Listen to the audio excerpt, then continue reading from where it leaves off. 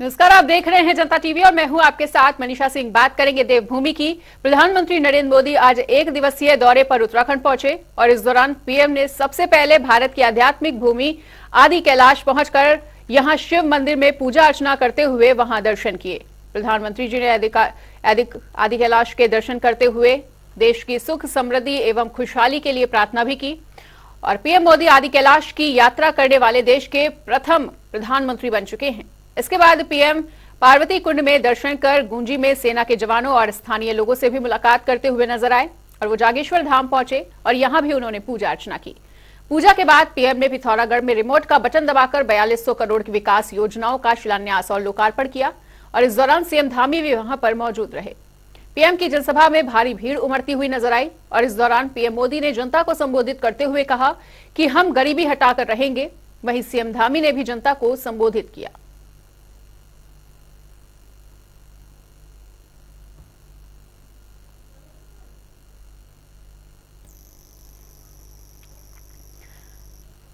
और जैसा कि पीएम मोदी आज उत्तराखंड के दौरे पर थे और जहां जहां वो पहुंचे वहां की कुछ खास तस्वीरें आपके सामने जनता टीवी की स्क्रीन पर।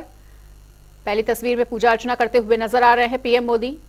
वहीं उन्होंने शंख भी बजाकर ईश्वर से देश और प्रदेश के सुख समृद्धि की कामना की और शिव साधना में पूरी तरह से लीन नजर आए प्रधानमंत्री मोदी। वहीं उन्होंने परिक्रमा की और आदि कैलाश के दर्शन भी किए। सामर्थ्य अद्भुत है, अतुलनीय है।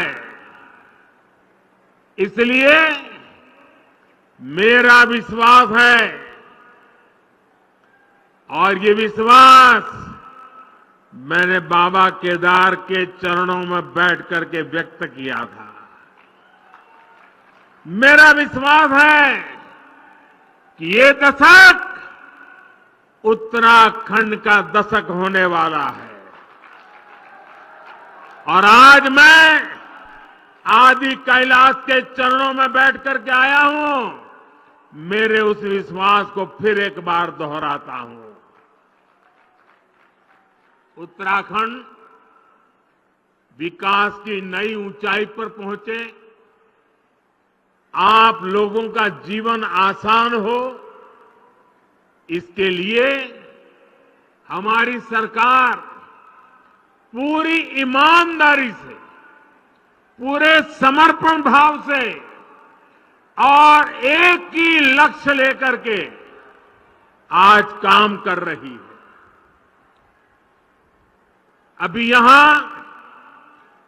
4000 करोड़ रुपए से अधिक के विकास कार्यों का शिलान्यास और लोकार्पण हुआ है। एक ही कार्यक्रम में 4000 करोड़ रुपए। मेरे उत्तराखंड के भाई बहन, आप कल्पना कर सकते हैं। मैं आप सभी को इन परियोजनाओं के लिए बहुत बहुत बधाई देता हूं। आज प्रातःकाल से जिस प्रकार से माननीय प्रधानमंत्री जी का हमारे राज्य में आगमन हुआ और जिस प्रकार से लोगों ने आज ऐसा लग रहा है कि पिथौरागढ़ पहुंचते पहुंचते शायद ही कोई घरों पर अपने हो, सारे के सारी माताएं बहनें बड़े बुजुर्ग छोटे छोटे बच्चे सारे माननीय प्रधानमंत्री जी का स्वागत करने के लिए सड़कों पर और बुजुर्ग माताएं उनको अपना आशीष देने के लिए सड़कों पर खड़ी थी। मैं आदरणीय प्रधानमंत्री जी आपके उत्तराखंड पधारने पर आज देवभूमि का बच्चा बच्चा बस यही कह रहा है कि हे राष्ट्र संत, हे शिखर पुरुष, हे भारत भूमि के गौरवपूत, हे विश्व मुनि, हे दिव्य मूर्ति, स्वागत है, अभिनंदन है हे राष्ट्र ऋषि, स्वागत है, अभिनंदन है हे राष्ट्र ऋषि। आदरणीय प्रधानमंत्री जी, जिस प्रकार से आपके प्रधानमंत्री बनने के बाद 2014 के बाद केदारखंड में आज विकास की गंगा बही है, हर प्रकार से आज केदारखंड विकसित हुआ है, पौराणिक स्थलों का विकास हुआ है। उसी प्रकार आज आपकी मानस खंड की यात्रा जो आज आदि कैलाश से प्रारंभ हुई है, निश्चित रूप से इस यात्रा से इस संपूर्ण क्षेत्र को विकास निश्चित रूप से पहुंचेगा, आज का लाभ मिलेगा। आदरणीय भाइयों बहनों, मैं बहुत ज्यादा न कहते हुए, चूंकि आप सब लोग आदरणीय प्रधानमंत्री जी को सुनने के लिए आए हैं, लेकिन कुछ बातें जो आज आदरणीय प्रधानमंत्री जी के नेतृत्व में आज जिस प्रकार से हमारे देश की प्रगति हुई है, आज भारत जिस प्रकार से विश्व गुरु के पद पर आरूढ़ होने के लिए आगे बढ़ रहा है, पूरी दुनिया के अंदर भारत का मान सम्मान और स्वाभिमान और पहचान बढ़ी है। और इसी बीच एक बड़ी खबर का रुख कर लेते हैं। बड़ी खबर, बड़ी जानकारी आ रही है इस वक्त की सामने रामनगर से। इस वक्त ये बड़ी खबर आपको बताने जा रहे हैं, जहां मुख्यमंत्री पुष्कर सिंह धामी पहुंचे हुए हैं और रामनगर में सीएम के हेलीकॉप्टर की लैंडिंग होती हुई नजर आई। आज रात रामनगर में ही रुकेंगे सीएम पुष्कर सिंह धामी और मुख्यमंत्री पुष्कर सिंह धामी पहुंचे हैं रामनगर। ये इस वक्त की बड़ी खबर, बड़ी जानकारी। रामनगर में सीएम के हेलीकॉप्टर की लैंडिंग भी हुई और आज रात रामनगर में ही सीएम धामी रुकेंगे। तो इस वक्त ये बड़ी खबर है, हम जानकारी आपको बता रहे हैं। रामनगर पहुंचे हुए हैं उत्तराखंड के सीएम पुष्कर सिंह धामी। उधर उत्तराखंड में लोकसभा चुनाव को लेकर भाजपा की तैयारी लगातार जारी है। जहां बीजेपी के बड़े नेता लगातार उत्तराखंड के दौरे पर हैं, तो वहीं कांग्रेस भी अब चुनावी मैदान में पूरी तरह से उतर चुकी है। उपनेता प्रतिपक्ष भुवन कापड़ी का कहना है कि भाजपा सरकार सत्ता में होते हुए बड़े बड़े अखबारों में अपने विज्ञापनों को जारी कर रही है, लेकिन कांग्रेस जमीनी स्तर पर जनता से जुड़ने का काम कर रही है। भुवन कापड़ी ने कहा कि आने वाले लोकसभा चुनाव को लेकर कांग्रेस पूरी तरीके से तैयार है।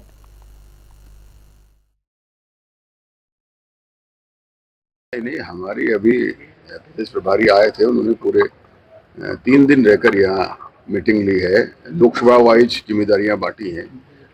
हमारे संगठन लगातार बूथ कमेटी तक काम कर रहा है। हम जो है मंडल सेक्टर सब बना रहे हैं, तो काम चल रहा है। लोकसभा का जो काम चल रहा है, भारतीय जनता पार्टी बड़े बड़े अखबारों में छपवाती है, सत्ता में हम वो नहीं कर पा रहे, तो इसलिए वो बात अलग है। लेकिन ऐसा नहीं कि कांग्रेस जो है चुनाव के लिए तैयारी नहीं करी, फुल प्रूफ तरीके से तैयारी कर रही है।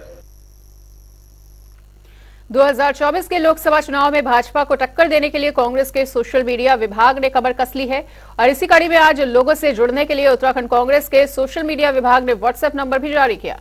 विभाग के प्रदेश प्रभारी सुजा गांधी की मौजूदगी में ये व्हाट्सएप नंबर जारी किया गया है और आपको बता दें कि सुजा गांधी ने कहा कि आज हमारी लड़ाई पॉलिटिकल पार्टी से बहुत ऊपर उठ चुकी है और ये लड़ाई सच और झूठ के बीच हो गई है। ऐसे में सोशल मीडिया के माध्यम से कांग्रेस के खिलाफ फैलाई जा रही झूठी खबरें इस नंबर के माध्यम से आएंगी और कांग्रेस इस नंबर के माध्यम से लोगों तक सच पहुंचाने का काम करेगी। देखिए, आज हमने जो है अपना उत्तराखंड कांग्रेस सोशल मीडिया का व्हाट्सएप नंबर जो है लॉन्च किया है और इसको लॉन्च करने के पीछे का जो हमारा मकसद है वो ये है कि हमारी बातें जो है नीचे तक जा सके और नीचे की जो बात है वो ऊपर तक आ सके, क्योंकि हमारा जो स्लोगन है सच की आवाज बने, उत्तराखंड कांग्रेस से जुड़े, और ये नंबर है हमारा 8269189110। तो क्योंकि आज जो है हमारी लड़ाई किसी पॉलिटिकल पार्टी से बहुत ऊपर उठ गई है, आज हमारी लड़ाई जो है सच और झूठ के बीच की है। रिलायंस इंडस्ट्रीज लिमिटेड के प्रमुख और उद्योगपति मुकेश अंबानी ने आज श्री बद्रीनाथ और केदारनाथ धाम की यात्रा की और इस दौरान उनके बेटे अनंत अंबानी और उनकी मंगेतर राधिका मर्चेंट और अन्य रिश्तेदार भी मौजूद रहे।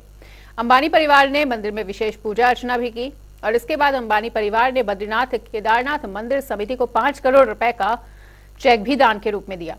मुकेश अंबानी का बद्रीनाथ और केदारनाथ पहुंचने पर बीकेटीसी द्वारा जोरदार स्वागत भी किया गया।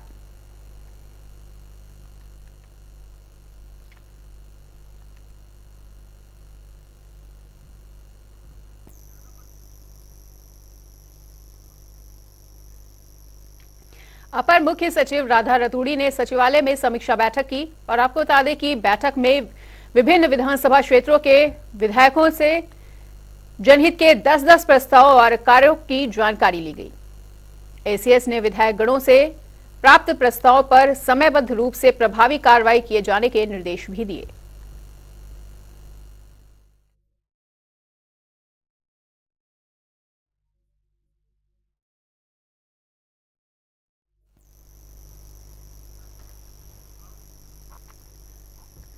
पिछले दिनों देहरादून में एक व्यक्ति को घरेलू बार लाइसेंस जारी किया गया था, जिसके बाद बीते मंगलवार को कांग्रेस की महानगर महिला अध्यक्ष की अगुवाई में घरेलू बार टेंडर के खिलाफ प्रदर्शन किया गया।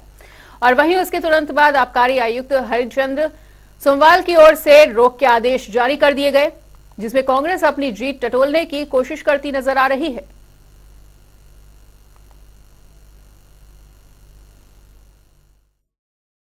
का प्रबल विरोध था और हरिद्वार ऋषिकेश जैसे क्षेत्र जहां इस तरह की एक्टिविटीज़ नहीं की जा सकती थी, वो भी इसके अंदर आ रही थी। और 50 बोतल अगर आदमी घर में रखेगा तो एक मिनी बार तो मोहल्ले में खुल ही जाएगा। तो निश्चित ही ये अपराधियों को संरक्षण देने वाला एक कानून था, शराब प्रदेश बनाने का एक कानून था, देवभूमि को शराब में डुबाने का एक प्रयास था, जैसे इन्होंने पहले मोबाइल वैन से शराब भेजने की बात की थी। तो बीजेपी की कथने और करने में फर्क है और मुझे खुशी है इस बात की कि कांग्रेस के संगठनों के विरोध के बाद बीजेपी सरकार को अपने पांव पीछे खींचना पड़ा। देखिए, जिस प्रकार से ये मैटर सामने आया था, तो इस विषय पे हमारे पूरा संगठन, पूरी सरकार ने जो है इस पर आगे मंथन किया। और जो जनहित में चीजें होती हैं, हमेशा हमारी सरकार का यही मत रहता है कि हम जनहित में कार्य करें, लोगों के कल्याण के लिए काम करें। और कहीं पे अगर कोई अमेंडमेंट की जाती है और वो भविष्य के लिए सही नहीं है, तो उसमें संशोधन करने में कोई अतिशयोक्ति नहीं है और इसमें कोई भी लंबी लंबी फेंकने वाली बातें नहीं है। कोई चीज अच्छे के लिए की जाती है, लेकिन अगर उसका प्रभाव अच्छा नहीं पड़ रहा है तो उसमें अगर हम संशोधन करते हैं तो ये मैं कहूंगी कि एक अच्छा कदम है। उत्तराखंड में रेशम की अपार संभावना को देखते हुए राज्य सरकार रेशम उत्पादन को बढ़ावा दे रही है। और आपको बता दें कि सरकार किसानों और काश्तकारों को लाभ देने और कृषकों को सीधे लाभ पहुंचाने के लिए ग्रोथ सेंटरों को स्थापित कर रही है, जिसमें महिलाओं को भी स्वरोजगार से जोड़ा जा रहा है। और साथ ही बता दें कि राजधानी देहरादून के सेलाकोई में रेशम विभाग और रेशम फेडरेशन की तरफ से महिलाओं और किसानों के लिए ग्रोथ सेंटर्स भी बनाए गए हैं, जिनका उद्देश्य किसानों को समय पर समर्थन मूल्य देना है। उत्तराखंड प्रदेश हमारा रोजगार देने में जो आंकड़े सामने आए हैं, वो दूसरे स्थान पे हमारा उत्तराखंड प्रदेश है। और इसका पूरा का पूरा श्रेय जो है माननीय मुख्यमंत्री श्री पुष्कर सिंह धामी जी को जाता है, क्योंकि उन्होंने 24 आवर्स जिस प्रकार से यहाँ के प्रदेश की जरूरतें समझी, यहाँ की आवश्यकताएं समझी, उन पर कार्य वो लगातार कर रहे हैं। और अब हम स्वरोजगार की जो पहले से हमारी मुहिम माननीय प्रधानमंत्री श्री नरेंद्र मोदी जी ने चलाई हुई है, उसी को हम आगे प्रदेश में बढ़ा रहे हैं। और MSME के माध्यम से छोटे छोटे उद्योग लाकर रूरल एरिया को, रूरल इंफ्रा को हम आगे डेवलप कर रहे हैं और लोगों को विभिन्न माध्यमों से रोजगार प्रदान करने की ऐसी योजनाएं लाके उनको लाभान्वित कर रहे हैं।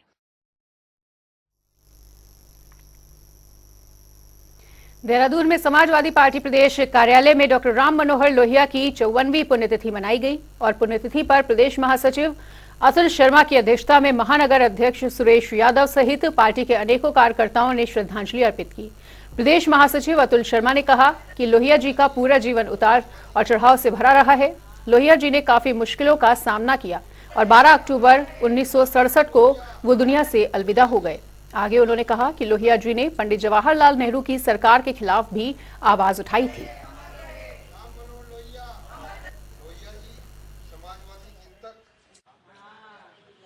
आज माननीय डॉक्टर राम मनोहर लोहिया जी की 54वीं पुण्यतिथि के अवसर पर समाजवादी पार्टी परेड ग्राउंड में एक श्रद्धांजलि सभा का आयोजन किया गया है। लोहिया जी का पूरा जीवन संघर्षों से भरा रहा है। उनके आदर्शों के नाम पर देश में कई राजनीतिक दल सक्रिय हुए हैं। 1 दर्जन से कई योजनाएं उनके नाम से संचालित हो रही हैं। 23 मार्च 1910 को जन्मे लोहिया जी ने पंडित जवाहरलाल नेहरू जी की सरकार के खिलाफ भी आवाज उठाई थी। लोहिया जी का जन्म काफी मुश्किलों और उतार चढ़ाव से भरा रहा। 12 अक्टूबर सन 1967 को दुनिया से उन्होंने अलविदा कह दिया था। और फिलहाल यहाँ पर रुकेंगे छोटे से ब्रेक के लिए। खबरों का सिलसिला लगातार जारी है, देखते रहिए जनता टीवी।